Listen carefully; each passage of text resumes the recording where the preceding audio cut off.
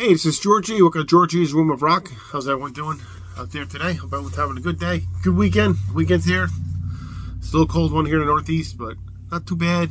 Better than the deep freeze we were in last week, so it's not too bad. Hope the weather was nice and everyone's well where you are. So today's video is going to be another ranking, but it's going to be a different kind of ranking. See the thumbnail. I'm going to rank my favorite, I should say my 10 favorite subgenres of metal, or hard rock, metal mostly. I've looked up, some people have done this before, but I don't know, I'm trying not to make this crazy. There's so many subgenres of it. Mine's just going to be more simplified. So if I'm talking about thrash, it's just going to be thrash in general. Because there's American thrash, there's German thrash, UK thrash, all kinds of stuff. I just kind of generalize it. Because it gets too involved, too crazy. So I'm going to talk about my 10 favorite genres and throw some examples of bands and how I got into that genre, maybe. So it's a top 10, The last one who knows what I got into the most. So, so here we're going to start it. So the first one for my 10 genre is black metal. Now, I never listened to too much black metal back in the day. But, hold on a second. Okay, like I said, I didn't listen to that much black metal. The earliest stuff I listened to that was black metal, or like the least black metal, was Bathory. When I listened to Venom, Venom was just kind of coined the phrase black metal, but Bathory, this compilation, another one I had, the first one I actually got into, was kind of like black metal-ish. Just got compilation as their Viking stuff too, but it had the black metal leanings when they started. So Return of Darkness and Evil and Burning Leather, those kind of songs, and Raise the Dead, Total Destruction. That was my first thing of getting into like the black metal scene. Again, I never was a big into it. It took me years to get into it, and I never just listened to Bathory. Just had the compilations forever, and then I want to say maybe 13, 14 years ago, I got into this band, Immortal. And this one's Sons of Northern Darkness. And I don't know why. Something just triggered just to try to listen to stuff. And I'm like, it's not, I kind of like it. So Immortal's like really my gateway into black metal. And, if you're really going to get into black metal, Immortal's kind of a really good band to get into. Because they're not really take this stuff too seriously. They kind of have that whole Kiss looking thing. Because, I'm a Kiss guy. So they had the Kiss look with the armor and stuff. So I kind of like that. And again, if you know him, he's a wacko. And he doesn't take himself seriously. He was a big Gene Simmons fan. So I'm like, you know what? Let me just try some more. And then I liked them. And one of my probably favorite one of the black metal stuff is Immortal. So that's why I got into the black metal with Immortal. And so I just want other stuff. And from all these channels, all the guys I watched, and especially Graham from Hammer Heart Metal Reviews, he would talk about black metal all the time. And he got me intrigued about listening to a couple bands. And one was this one, Callahan Brood, which is just atmospheric black metal. It's got the black metal screams and stuff, but it's very atmospheric. And I really like that. So I have a lot of few albums with that, kind of like that feel to it, with one-man band kind of stuff. Really liked it. And it got me into this, so Enslaved. Here's one with Frost, and really like them. More Viking, but did have little black leanings in it to the start. It's all the black metal vocals, but he leaned more towards the Viking thing. But still, that got me more into the whole black metal thing. I'm not into the whole crazy satanic thing with it. I'm not into that, some of the really crazy stuff. At least not yet, anyway. They're really like Mayhem. I can't get into Mayhem. That kind of stuff's kind of a little too much for me. But yeah, so black metal's number 10 genre I got into. Let me do this right. So number 9, do it this way, is death metal. Now, I listen to a lot more death metal now than I did. So I was trying to figure where to put this. I put it at number 9. Doesn't mean I love the death metal. I have my obituary shirt, so But the first band I got to was Bolt Thrower. And I got that back in probably the early 90s. And there's told the story before. I didn't like it when it came out, but I kept listening to it, and I got really hooked on it. And I really loved the band. So Bolt Thrower was our really first foray into death metal, and really liked it. So they were very important. And then I got a compilation, and it had this band, Death, on it.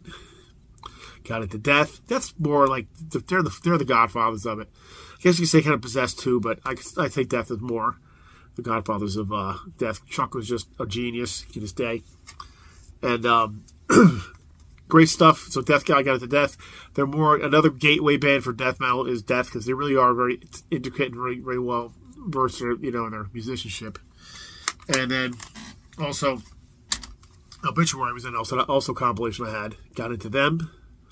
Cause of Death is one of the famous ones, so I figured I'd show that. So I'm showing examples of albums from the genres that I'm into. And then Cannibal Corpse, another one I got into a lot. So those are like the ones I really got into a lot of death metal. That's so much. I have so much death metal now. Not as much as most people, but I have a lot more than I had before. So that's my number 9 for that. Let me put these over here. Number 8 is doom metal. And you have to have Black Sabbath because they started it. Even though they're not all doom and all their stuff, but the earliest, especially this album, was really, to me, it was a doom metal album. So Black Sabbath, Master of Reality, got into Sabbath in the early 90s. I'm a little late with all this stuff, guys. Explain why I get to the other genres, but definitely got into it late. But this is a classic album and definitely laid the blueprint for what do you call it? Doom metal. And from there, I got into Candlemass, a little more epic. Really liked them. Messiah's got a great voice. Another great album here, too. So got into Candlemass from that.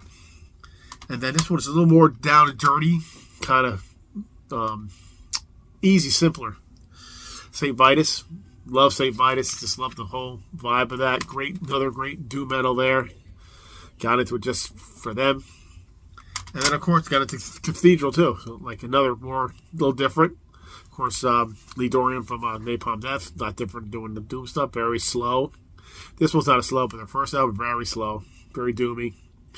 And then, so that's my number 8 is doom metal. And number 7 is progressive metal. And you can't have progressive metal without talking about Rush, especially 2112, which was an epic progressive hard rock metal album, in my opinion. And it's great stuff. Rush was really they did all kinds of stuff in their career, but in the 70s they did their hard rock heavy stuff, the progressive rock / metal, you want to call it. This is pretty heavy album. Lots of good stuff on it. Excuse me. And then, of course, you have that Queensryche. They did their epic progressive album, Operation Mindcrime. So it's another great one. Got me into the whole progressive kind of metal. And, of course, Fate's Warning, too. This is maybe a little heavier than their later stuff, got a little more progressive, but this is with the, without, what do you call it, John Arch. This is with Ray Adler. Great stuff, though. Best of progressive. And then, of course, you got Dream Theater. They just mastered it. Sound like, to me, like I always heard, like Metallica beats Pink Floyd is Dream Theater, in my opinion. So, great progressive metal there. So, that's my genre. Progressive my number 7. I'll mess this up. Number 6 is power metal. I'm not going to show a bunch of examples of that, but first one I thought of was Manowar, Kings of Metal. This is definitely got the whole power metal thing, their whole no shirt and just hail to metal and all that stuff. So, you gotta love it. So, Manowar, Kings of Metal is one of the ones that got me into the whole power metal thing. And, of course, Halloween is Keeper of Seven Keys, too.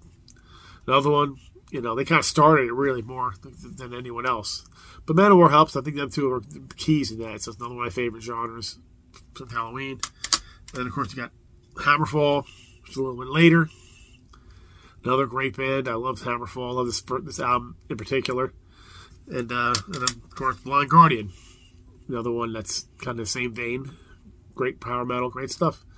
So that's my number 6 for power metal. Number 5, excuse me, is the new wave of British heavy metal. And of course, you have that Maiden on there. Got me into that. Lots of great stuff. The wave of British heavy metal is just more stuff taking the stuff from the 70s is becoming more heavier. And Maiden did that, of course, as the Diamond Head. Great compilation here. So many other bands, but I'll just name a few here. And, of course, Saxon. definitely great for the new wave of British heavy metal. I can't gotta include that for this too. And Angel Witch, classic first album, excellent stuff. So many other bands that can think of, Praying Mantis, and even though they're not as heavy, but they're still great. Savage, and great bands. So great stuff. New wave British heavy metal, very special. That's why it's kind of high up there for me. Number 4, traditional metal. Priest. They are traditional metal. So, they're just great stuff, and they started with this one, starting on through what they're doing now. Still traditional heavy metal. They're just pure metal. And of course, Dio, same thing. The man just did the whole metal thing, traditional metal. Great stuff, great voice, one of the best voices. Rest in peace to him, to Dio, the man. Of course, Accept, the other one. Great, just freaking traditional metal. They do their thing, and they do it well to this day. And Omen, unsung kind of band, but great stuff. This album in particular is great. Omen was a great early 3 albums, great, just traditional metal, great stuff there. So now that's my number 4, traditional metal. Okay. Number 3 is thrash metal. Of course, you got Metallica, you got Megadeth though. I don't think Megadeth for this one. What do you say about thrash metal? It's just heavy, killer. It's just like, one of my favorite genres of all time. Great stuff. Of course, got to have Slayer. Great thrash, of course. So I don't want to stick it to just American thrash, so Creator. The other German thrash, great stuff. Like I said, it all kind of goes together. And some English thrash with Onslaught, the Force here. So, love thrash. One of my favorite things. I got so much stuff in thrash. Not half as much as I should have, but I do have a lot of stuff in thrash metal scene.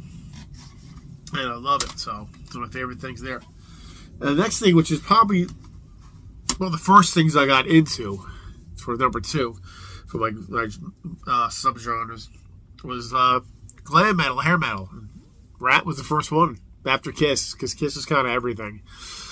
So, Rat, out of the cellar, had to have that with, hair metal. Motley Crue was next.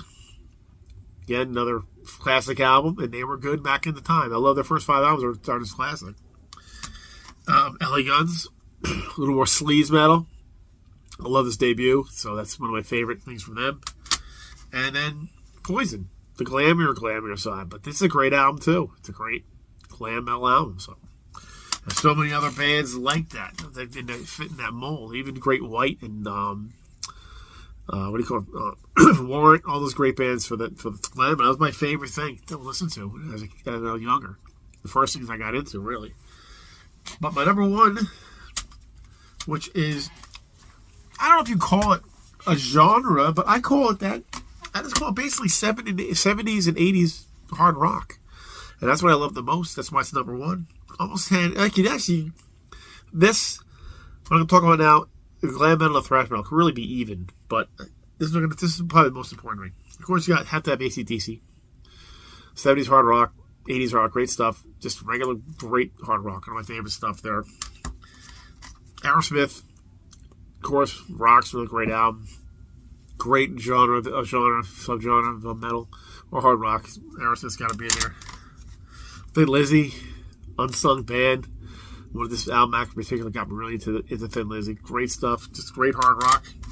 And UFO. So, like I said, I can't pick out everything. I'm just picking out certain ones here. So, but yeah, so that's my that's it. That's my number 1, 70s hard rock. So, I mean, there's so many subgenres of metal. It's not funny.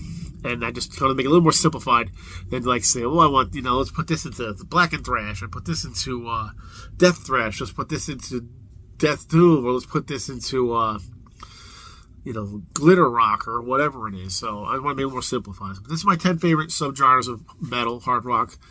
And anyway, that's my video.